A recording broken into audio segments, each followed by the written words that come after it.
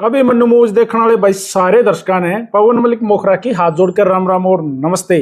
भाई चुनावी माहौल है और गर्मी जबरदस्त है, और इस गर्मी में चुनावी गर्मी ने और जबरदस्त गर्मी कर दी। बारिश आई नहीं, लगातार चुनाव देखने लग रहे। हाँ, और इन्हीं चुनाव में एक और चुनाव जो चर्चाओं का विषय बना हुआ है, रोहतक जाट संस्था का चुनाव कति सर पे है।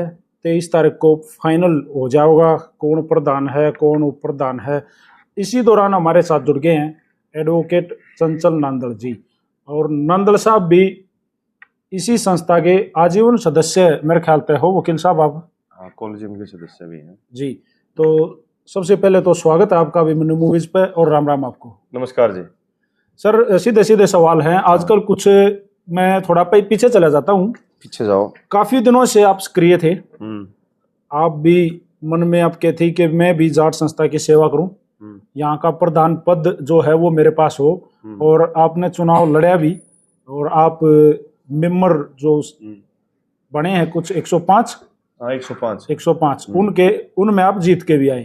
फिर उसके बाद आपने जोर लगाया कि आप प्रधान बनो, और आप चुनाव में थे भी। और चुनाव जो लास्ट के जो प्रधान पद के थे उनमें आप काफी हैवी भी थे। लोगों को लग भी रहा था कि भाई शायद एडवोकेट चंचल नांदल जाट संस्था का कार्यभार कमांड संभाल ले।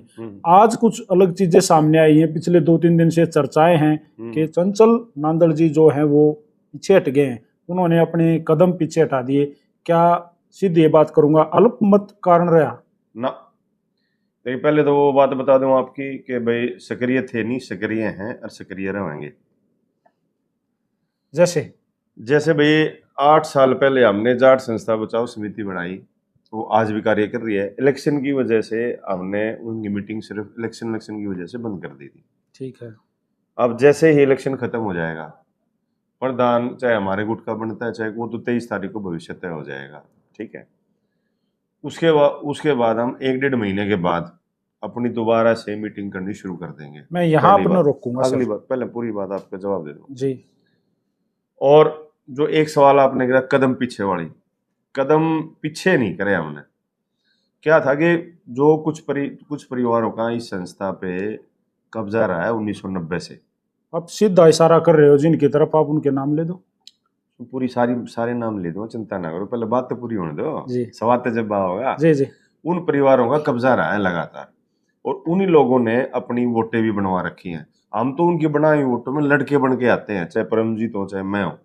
हमारे को छोड़ के बाकी सब लोग इस संस्था से पुराने जुड़े हुए हैं, कई 2-2 बार प्रधान भी रह चुके हैं। और हमने जो है भाई, रही बात परमजीत की, तो परमजीत और हम यूनिवर्सिटी के टाइम से जुड़े हुए हैं। वो हमारे से सीनियर थे, हम जूनियर थे। और अब रही संस्था की बात, तो संस्था में परमजीत भी चुनाव लड़ चुका है पहले 251 या 250 करीब वोटों से। जबरदस्त, मैं तो कहता हूँ जबरदस्ती हरा दिया गया था। और अब जब बात आई, तो जब चुनाव शुरू हुआ, कॉलेजियम का चुनाव हो गया, वहां तक आप बीच में थे, सारी बात आपने देखी थी। और हमने जो है भ्रष्टाचार और परिवारवाद, ये सब चीजें हमने उठा रखी, आज भी उठा रहे हैं। पहली बात तो ये बता दूं कि परमजीत ना तो उस भ्रष्टाचार में कहीं लिप्त है संस्था को लेके, और ना ही जो है कोई उनके ऊपर इस तरह के आरोप हैं कि भाई वो परिवारवाद से जुड़े हुए हैं या कुछ है। वो इन सब से अलग है, जैसे मैं अलग था। अब जब कॉलेजियम का चुनाव खत्म हो गया, प्रधानी का चुनाव डिक्लेयर हो गया, तो उसमें जैसे ग्रुप से जुड़े हुए लोग थे, जो मतलब कॉमन लोग होते हैं, बीच के लोग होते हैं, वो बोले भी अगर तुम अलग अलग चुनाव लड़ते हो तो ये परिवार, फिर आगे जो परिवार जो जिनका संस्था पर कब्जा रहा है, 2-2 बार के प्रधान रह लिए, वो लोग फिर सक्रिय हो जाएंगे। और वो लोग, उनकी रणनीति है कि भाई वो चुनाव भी लड़ते हैं तो इस तरह लड़ते हैं भाई मिलजुल के, और क्या पता अभी तो कोई और भी खेला हो जाए, अभी तो कल की रात परसों की रात बाकी है। तो इसलिए फिर एक कॉमन मिनिमम प्रोग्राम बना के, प्रधानी कोई इश्यू नहीं है। अब 8 साल से संस्था में को था ही नहीं, ये तो ये 3 साल ही कार्यकारिणी बनेगी, फिर पता नहीं कितने साल में चुनाव। हर बार ऐसा होता है कि 2-3 साल तक चुनाव ही नहीं होता, कोई कोर्ट में चली गई बात या सरकार ने चुनाव। ऐसा होता क्यों? वो एक्ट की कमियां हैं, उसमें क्यों जाओ आप। सोसाइटीज एक्ट 2012 जो बना, उसमें बहुत सारी कमियां हैं, उससे पहले भी कमियां थी। पर संस्थाओं में जो है सरकार चाहती है कि भाई अपना आधिपत्य रहे, किसी के डायरेक्ट इनडायरेक्ट तरीके, इसलिए एक्ट बदला गया 2012। तो आज वो विषय है नहीं, आज विषय है चुनाव का। तो फिर हमने फैसला लिया कि भाई सारी कमेटी की हमारी मीटिंग हुई जाट संस्था बचाओ समिति की। संख्या बल की कोई बात नहीं थी उसमें, सब जो चुनाव लड़ रहे हैं सबके पास अपना अपना संख्या बल था, हमारे पास भी था।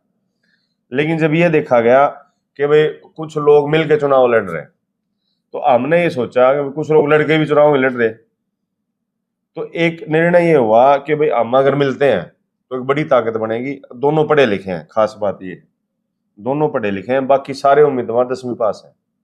जितने प्रधानी पद के दावेदार इससे अलग जो चुनाव लड़े सारे 10वीं पास हैं, और वो संस्थाओं को गर्त में ले जाने का काम करेंगे। एक तो जो है ऐसा उम्मीदवार चुनाव लड़ रहा है जिसने 2012 में प्रधानी का चुनाव लड़ा, और तुरंत जो है चुनाव के 6 महीने के अंदर विपक्षी जो सत्ता में पार्टी थी उससे समझौता कर लिया। सत्ता में जो प्रधान बैठा था अपनी पुत्र वधू लगा ली, उसके 39 वोट आई थी, और अब अपने अलावा 39 वोट एक तरह से बेच दी। भाई आप जिसके खिलाफ चुनाव लड़े उसे समझौता करके अपनी पुत्र वधू लगवा लो, और वही अगर दोबारा से संस्था में बन गया प्रधान किसी रियायन करें तरीके से, तो मुझे लगता है कि संस्था नहीं बेच सके। तो इस मेरा टारगेट या मेरे जो जुड़े हुए जो जाट संस्था बचाओ समिति के सदस्य, हम सारे सदस्य ही हैं, उसमें कोई प्रधान कोई ऐसी बात नहीं। हमारा टारगेट है कि सबसे पहले हमने संस्था बचानी है, समाज की 110 साल की धरोहर है ये, इसको हमने बचाना है। उसके लिए अगर मैंने अपना पद त्याग दिया, पद बड़ी चीज नहीं है, बड़ी चीज ये कि गलत आदमी को संस्था से में जाने से रोकना बड़ी बात है। 2 बात है मेरे पास। हाँ बताओ, आपने शॉर्ट में उनका जवाब देना है। पहला जो आपने एक संस्था का नाम लिया, हमने एक कमेटी तैयार करी जाट संस्था बचाओ कुछ समिति। हाँ जी। क्यों बचाओ, किससे बचाओ, क्या ग्रस्त में है? सारी चीज बताऊंगा आपने। मैं बचाओ किससे, बचाओ उन लोगों से जिन्होंने संस्था को डाउन कर रखा था। बचाओ किस लिए बनानी पड़ी, पहले वो जवाब दूंगा मैं। चुनाव खत्म हो गए थे, हमने पुराना प्रधान को भ्रष्टाचार व परिवारवाद के आरोपों से लिप्त हो गए, वो हमने कमेटी भंग करवा दी, वो कमेटी टर्मिनेट कर दी 2015 में। सरकार ने हमने शिकायतें करी, भाई हमने परिवार के 35 लोग लगा लिए, ये कर लिया वो कर लिया, वो सारी चीजें हुई उसमें। इस वजह परिवारवाद के आरोप में वो कमेटी सरकार ने भंग कर दी 2015 जून में। प्रशासक लग गया, फिर हमने कुछ दिन इंतजार किया कि चुनाव हो जाए, नहीं हुए तो फिर हमने तुरंत प्रभाव से एक जाट संस्था बचाओ कमेटी का गठन किया, और उस कमेटी ने फिर जो संस्था की देखरेख करनी शुरू कर दी पैरेलली। भाई कोई गलत काम हो रहा है उसको रोकना, मान ले बहुत सारे काम है, पीएफ घोटाला उजागर किया, उसको अंत तक पहुंचाया। उसके बाद जो है हमने जो नौकरियां नौकरियां लगाई उनको हटवाया, 5 डायरेक्टर प्रिंसिपल्स को हटवाया जो गलत कामों में लिप्त थे। और इस तरह जैसे हम लगातार सक्रिय रहे। कोई साफ सफाई की बात है, कोई हमने मास्टर बलदेव की समाधि का रेनोवेशन करवाया था। तो संस्था ने यही नहीं कि पॉजिटिव काम भी किए हैं, और साथ ही गलत लोगों को संस्था में घुसने से रोका है। इसलिए जाट संस्था बचाओ समिति बनानी पड़ी। एक मुख्य कारण और भी था कि जाट स्कूल 110 साल पुराना स्कूल है, वो बंद होने के कगार पे, आज 70-75 बालक हैं, उसकी तनख्वाह नहीं मिल रही थी 3 साल की, हमने तनख्वाह दिलवाई। और अब उम्मीद है कि जैसे अगर नई मैनेजमेंट बनती है तो कोई भी बने, मान लिया हमारी बनती है तो ये सारे काम होंगे, हमारा कॉमन मिनिमम प्रोग्राम तय है। नहीं होते तो हम उस मैनेजमेंट से भी लड़के जो काम है उनको करवाने की कोशिश करेंगे। नहीं तो हम जाट संस्था बचाओ समिति लगातार हर महीने में एक मीटिंग किया करेगी, जिससे पहले हमारी प्रक्रिया रही, और हम उस प्रक्रिया को जारी रखेंगे।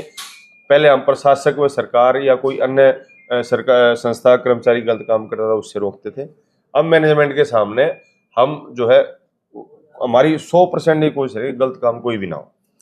अब आपने अगला सवाल, 2 सवाल थे आपको, दूसरा क्या था? एक दे दिया अभी दूसरा सवाल मेरा ये था कि आपने बीच में एक बात बोली कि राजनीतिक पार्टियां जो ऊपरले दर्जे पर राजनीति करती हैं, वो पार्टियां भी इस संस्था के चुनाव में या इस प्रधान पद के जो उम्मीदवारी है इसके ऊपर राजनीति होने लग रही है, वो लोग भी सक्रिय हैं। आपको ऐसा क्यों लग रहा है कि वो लोग भी सक्रिय हैं, और हैं तो वो कौन है?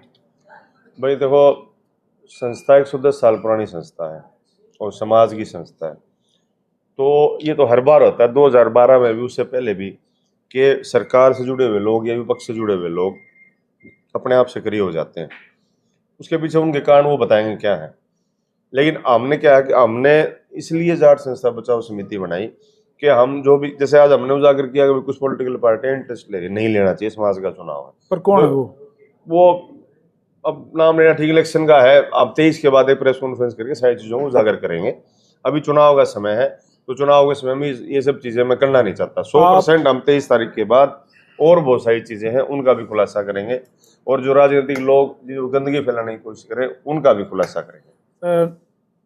वकील साहब, आप भी एक राजनीतिक में इंटरेस्ट रखने वाले बंदे हो, तो आप किस पार्टी में मतलब अपना नाम जोड़ते हो? मैं किसी पार्टी में नहीं हूँ भाई, किसी में नहीं? मैं किसी पार्टी में, मैं समाज सेवा में जुटा हुआ व्यक्ति इस हूँ। इलेक्शन में किसी की सपोर्ट आपने ली? ना, मैंने किसी पॉलिटिकल पार्टी की अभी तक कोई सपोर्ट नहीं दी है। हाँ, बात सबसे फोन पे होती रहती है, लेकिन मैंने किसी की मदद नहीं, ना अपने चुनाव में ली और ना मैंने जो है अब ली। दूसरी बात, दूसरी बताओ। दो नाम, हम्म, परमजीत तलान जी हम्म, और आप। हम्म, अब मीटिंग हुई होगी हम्म, तो दोनों बैठे होंगे, और सदस्य आपकी कार्यकारिणी के जो आपके हैं वो दोनों पार्टियों के बैठे होंगे, दोनों के बैठे दोनों हैं। टीमें बैठी होंगी। हम्म। तो इतनी जल्दी तलान साहब को यस कैसे बोल दिया इतनी गया? जल्दी नहीं हुआ, आप तो ईब आए हो। ये तो मतलब 16 तारीख जो फॉर्म भरने की लास्ट डेट, उससे 4-5 दिन पहले तक, 4-5 दिन पहले हमारी लगातार मीटिंगें हुई हैं। अब देखो, लिमिटेड आदमी है वोट डालने वाले, 105 आदमी थे। अब ये पता था कि ये आदमी कहाँ, ये आदमी कहाँ, ये न्यूट्रल है, ये वहां है, ये हम इकट्ठे जुड़ेंगे तो इतनी वोटें हमारे पास आ जाती पूरे 105 आदमियों का डाटा आप लोगों के पास हो था? ये हैं। यहाँ हाँ, सब लिस्ट है, वो सभी के पास है। आधे हरियाणा में घूम रही है वाली लिस्ट। नहीं, उनका इंटरेस्ट? हाँ, वो सब पता है। देखो, चुनाव हमारा 4 फरवरी को हुआ था कोलिज्म का, और अब ये चुनाव जो है, अब ये इसमें जून में होने लगा, 23 जून में। तो 3-4 महीने का जो समय था, उसमें बहुत सारी चीजें होती हैं, मिलना जुलना, कौन किसके इंटरेस्ट में है, वो सब चीजें क्लियर हो जाती हैं। तो जब चुनाव नजदीक आया, तो फिर हमारा एक मीटिंग होनी शुरू होगी कि भाई हमने जो है, मेरा एजेंडा, मैं तो पहले भी कह चुका हूँ आपको शायद इंटरव्यू में, मेरा एजेंडा प्रधान बनना नहीं है, सेवा करना। मेरा एजेंडा है सेवा करना। मैंने उस टाइम भी कही थी आपको कि भाई जाट संस्था बचाओ समिति या समाज ने कहा भाई तू रहने दे, अरे कहेगा लड़ूंगा, रहने दे, क्योंकि अपना एजेंडा संस्था को बचाने का है। हाँ, चुनाव लड़ने के लिए सिर्फ ये था कि हम अंदर घुस के जो काम कर सकते हैं बाहर नहीं कर सकते, लेकिन ये हम एक पैड़ी तो हमने चढ़ ली। दूसरी पैड़ी ये थी कि अगर हम अलग अलग चुनाव लड़ेंगे तो उसमें दिक्कत आ जाती।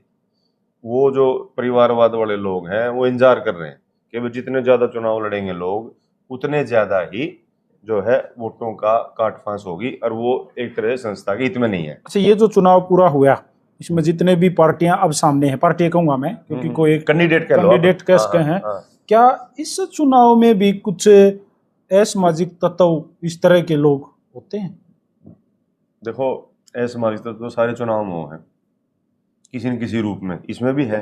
एक तो असामाजिक तत्व ज्यादा भी हो सकते हैं, ठीक है। लेकिन सरकार की तरफ से सख्ताई है पूरी। लिमिटेड आदमी का चुनाव, आई उनके आई कार्ड है सब, वो 105 आदमी वोट डालने जाएंगे, उन्हीं का चुनाव है, और सब तो प्रत्यक्षदर्शी हैं। तलान साहब, अब आपने फेस कराए हैं भाई, आप उनको सपोर्ट कर रहे हो, आप और आपकी टीम, जितने पूरी टीम उनको सपोर्ट कर रही है, पूरे मेंबर तो जो हमारे अब साथ हैं। आपको उसकी जो एक्चुअल कंडीशन है वो क्या लग रही है?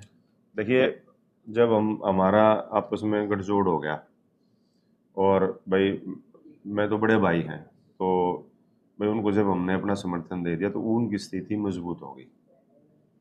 पक्का मजबूत पक्का है? मजबूत है, आज बढ़िया पोजीशन में है। बाकी जो 23 तारीख को नतीजा आएंगे तो पता लग जाएगा। मेरा एक और बड़ा सा कड़वा सा सवाल है, कड़वा पूछ ले, क्योंकि ये जो 105 लोग हैं, क्या इनमें बिकाऊ भी होते हैं? पैसा यहाँ चलता है कि आप आओ, आप ये मैं जाओ? कह नहीं सकता, लेकिन कुछ तो अंदाजा ऐसा होगा। मेरी लड़ाई मैं इस साइड में सोचता ही नहीं, मेरी लड़ाई सीधी है। जो साफ सुथरा आदमी है भाई, हम उसके, मेरे तो कोलजम के चुनाव में भी रोहतक के सारे साफ सुथरे आदमी मेरे साथ लग गए थे जिताने के लिए ना। आपने तो अपनी लड़ाई सीधी है। देखो, मेरे साथ जो जुड़े हुए मेंबर थे वो सारे, हम सारे मिलके, अब समर्थन का सारे समर्थन तो होता है, हमने बाहर से खड़ा होकर जी ओके, हम तो सारे मिलके चुनाव लड़ रहे हैं। कुछ तो डील आपकी भी हुई होगी ना, चंचल नांदल को भी कोई फायदा चाहता होगा, भाई मैं पीछे हट गया, मैं प्रधान नहीं बनूंगा, परमजीत तलान जी आप प्रधान बनो, तो कुछ तो आपको भी चाहिए, आप क्यों पीछे हटे हो? क्या है उसमें? पैसा है या भाईचारा है या फिर कोई पद है? कोई, देखो, पद 4 पदों का चुनाव है ये, प्रधान, उप प्रधान, सेक्रेटरी, कोषाध्यक्ष। ना मैंने कोई पद लिया, मैंने जब समर्थन किया तो जाट संस्था बचाओ समिति ने कह दिया, एक अकेला मेरा समर्थन नहीं था वो, आज वो प्रेस कॉन्फ्रेंस भी इसीलिए थी, जाट संस्था बचाओ समिति के तकरीबन सदस्य आज आए हुए थे। और आज की जो मीटिंग थी वो थी भी इसलिए कि भाई एक संदेश ये जाए कि जाट संस्था बचाओ समिति ने दिया भी, समिति नहीं था, और वो दिया इसलिए था कि भाई अगर मुझे पद लेना होता तो पद तो मैं इंडिपेंडेंट कोई और पद ले लेता, जब भी बन जाता मैं, लेकिन पद की कोई लालच नहीं, ना हमने कोई पद मांगा। हमारा सिर्फ कॉमन मिनिमम प्रोग्राम ये बनाया कि जो एजेंडे हैं संस्था के विकास के, भाई नई एफिलिएशन लेके आनी है, जो भी पॉसिबल हो, आपका जो है नौकरियों में जो है वो ना हो, भेदभाव ना हो, जो टीचिंग की नौकरियां हैं उसमें एकेडमिक्स बढ़िया हो, उसको नौकरी मिले, और नॉन टीचिंग में भी अच्छे आदमी आए, और ज्यादा नौकरियां ना लगे, बोला आपने 10-10 आदमी भर दिया कल संस्थान हो जाए बंद। जैसे जाट स्कूल की हालत क्यों खराब हुई है कि वहां नाप शनाप नौकरियां घुसा दी, अब तनख्वाह तो जिनकी जरूरत नहीं थी। तो ये सारा हमारा एजेंडा है, नई एफिलिएशन, नई बिल्डिंगें बनाना, और जो कॉमन मिनिमम प्रोग्राम है वो सारा समाज से लेके है हमारा। उसमें कोई मेरा पर्सनल इंटरेस्ट है नहीं। 110 साल के इतिहास में मेरे परिवार ने, चौदेव सिंह के परिवार ने 1 रुपया तनख्वाह के रूप में नहीं लिया आज तक। और सुनो, खास दूसरी बात भी बता दूं, चौदेव सिंह की मूर्ति लगी हुई है, बाकी अन्य जितनी मूर्तियां लगी हुई हैं सब में स्टाफ की तनख्वाह से पैसा लिया गया है। अकेली एक देवी सिंह जी की मूर्ति है जो हमने अपने पैसे से लगवाई है। तो आज तक का मेरा इतिहास, मैं तो कोशिश भी ये करता हूँ, चाहे तो मैं से पिता ही नहीं, कोशिश भी करता हूँ मैं संस्थान में कहीं जाऊँ चाहे बिना पे। लेकिन एक मेरे मन का सवाल है ये, मैं किसी को कि ना किसी ने मेरे तक कहा पूछो, मैं अकेला आदमी सा हूँ आड़े आसपास से, बाकी उससे कोई का हो, कोई सवाल पूछो सही जवाब देंगे आप। कदे ऐसा तो ना हो गया है कि पार्टी ने किसी मोटी टिकट का तो ना हाँ भर लिया, क्यों बढ़ रहा है नहीं, बता दो नांदल साहब, वही तो टेम है। 4 हल्के हैं रोहतक में, एक में हुड्डा साहब बैठे, एक में बत्रा जी बैठे हैं, एक में बलराज कुंडू बैठा है, एक रिजर्व है। कुछ तो देख लो, देखो कौन सी पॉलिटिकल पार्टी, परमजीत लाड भी डायरेक्टली इनडायरेक्टली किसी पॉलिटिकल पार्टी से ना जुड़ रहा, ठीक है, और इन कैंडिडेटों बाकी मुझे पता नहीं किसका कहाँ इंटरेस्ट है। मैं भी किसी पॉलिटिकल पार्टी से नहीं हूँ, ना कोई ऐसी डील, ना लेना एक ना देना, तो संस्था की डील हुई है बस, अबे संस्था बचानी है, यह डील है। चलो, क्योंकि ये भी आपको दिख भी जाएगा, क्यों दिखेगा कि जब मैनेजमेंट बन जाएगी महीने 1.5 महीने के अंदर ही, भाई 1-1.5 महीना 2 महीने देने चाहिए, 2 महीना आदमी आता है, समझेगा, आगे करेगा, तुरंत हम अपनी मीटिंगें करनी शुरू कर देंगे। और उन मीटिंगों में कोई आज तक जितनी हमने काम कराए हैं संस्था में, मैं मास्टर बलदेव जी की समाधि का जीर्णोद्वार था, सड़क बनवाने का काम था, कोई प्रिंसिपल गलत आ गया उसको हटवाना, उसमें हमारा पर्सनल एजेंडा बता दो क्या था पर्सनल एजेंडा। मैं आज तक किसी न किसी गलत आदमी को हटवाने जरूर गया हूँ प्रशासक के पास, मैं किसी नौकरी सिफारिश करने नहीं गया। कोई दबाव तो नहीं पड़ गया? ना दबाव क्या पड़ेगा, आज पार्टी ने किसी ने एक बात सुनो, आज तक जो आदमी 50 साल के करीब उम्र होना नहीं मेरी, आज तक जो आदमी कहीं आपने इसी गलत, यहीं रहा हूं मैं इतने से लेके इतना बड़ा हुआ, रोहतक ही रहा हूं, आपने रोहतक में शायद कोई एक आदमी ऐसा पा जाए जो कह दे भाई, एक आदमी भी नहीं मिलेगा जो यूं कह दे चलो वहां गलत मिला या वहां ये बात है। ये क्लियर बात है, इसमें कोई वो ये इनकरेन कुछ भी नहीं है, जो कुछ है साफ है। और यही बात वहां हुई है, जो हमारी 51 सदस्य कमेटी की मीटिंग हुई जाट संस्था बचाओ, उसमें सिर्फ वही यही था कि हमने संस्था बचाने की बात करी, नहीं तो ये आके करना थे आज आ रहे थे ना, तो आती नहीं बोला तने एक लेकर बात कर ली भाई हम कूल। तो आज सबके सामने, हाँ आज तो ओपन इसलिए किया, सबको बुला के मीटिंग सारी सबकी ओपन हुई थी कि भाई ये प्रॉब्लम आ रही है, अगर हम या तो परमजीत हमारे को समर्थन दे या हम परमजीत को दे दें, तब हमारी बात मजबूती से उठती है और मजबूती से हम लड़ सकते हैं, नहीं तो वो जो परिवारवाद वाले लोग हैं वो हावी हो जाएंगे। 23 तारीख सर पे है, बिल्कुल दिन 2 रह गए, सब कुछ लगातार प्रचार जारी है। सुबह 5, 5:30, 6 बजे निकल लेते हैं, लोगों से मिलना जुलना और करना। इब तो इन 105 आदमी तो मिलना होगा इब तो। हाँ तो लेकिन एक बात बताओ ना, ये मान ले भाई पवन मोखरा की दवाई कौन है, मान ले पवन मोखरा हमारी बात ना माने, दवाई कौन है, दवाई भाई फलाना जसमेर से, तो वो टोना पड़ा है। हाँ या वो किसकी मानेगा, या ये तरीका है जो हमारा नहीं है, जो हमारा वो तो हमारे साथ है, जो अन्य लोग हैं, जो कुछ कॉमन लोग भी हैं जो भी देखने लग रहे हैं मैच को, तो उन लोगों को भी हमने कन्विंस करना है। तो मेरा तो मैं जिसके पास वोट मांगने जाता हूँ सिर्फ जाट संस्था को बचाने के लिए वोट मांगता हूँ। चलो 23 के बाद में आप फ्री हो जाओगे एक किस्म से, बिल्कुल, क्योंकि फैसला हो तो फिर दूसरा काम शुरू हो जाएगा, फैसला तो हो जाएगा, ये काम इससे आप फ्री हो जाओगे, ये ना अपना वो वोट नहीं मांगनी, मनाने नहीं जाना, हाँ। उन चीजों से आप फ्री हो फ्री जाओगे। हो जाएगा। फिर तो आप एक इंडिपेंडेंस अलग लड़ाई लड़ोगे, अलग भाई लड़ाई। ये करवाना है, ये करवाना है। ये करना है। तो 23 के बाद में किसी दूसरी राजनीतिक, कोई राजनीतिक इवेंट इस तरह के में कब से इन्वॉल्व होने वाले हो? राजनीतिक इवेंट में कोई इन्वॉल्वमेंट नहीं रखनी है अपन अभी। हम समाज से जुड़े हुए लोग हैं, समाज में मैं वैसे भी एक्टिव रहता हूँ समाज में, कहीं आपने कई जगह मिल जाता हूँ खड़ा। 3 साल बाद या 4 साल बाद दोबारा यो प्रोसीजर कौन सा जो अब होने लग रहा है, भाई इनकी कार्यकारिणी खत्म तो होगी, एक समय तो खत्म होगा, खत्म होगी। तो लेकिन फिर वो फैसला तो उसके बाद कराएंगे ना, ये 3 साल तो बहुत दूर है। आदमी निकाल करना बेरा, कई आदमी 2029 की तारीफ करने लग रहे हैं। भाई न करने दो क्या कर सका हम। जब एक बात बताओ, हमने पहले जो हमारा मक्का मदीना हमारा शिक्षा का हब है, जब हम अपनी शिक्षा को ही नहीं बचा पाएंगे तो एमएलए मंत्री इनकी तैयारी करके कराएंगे, हमारे युवा को नहीं बचा पाएंगे तो हम क्या करेंगे उस तैयारी का।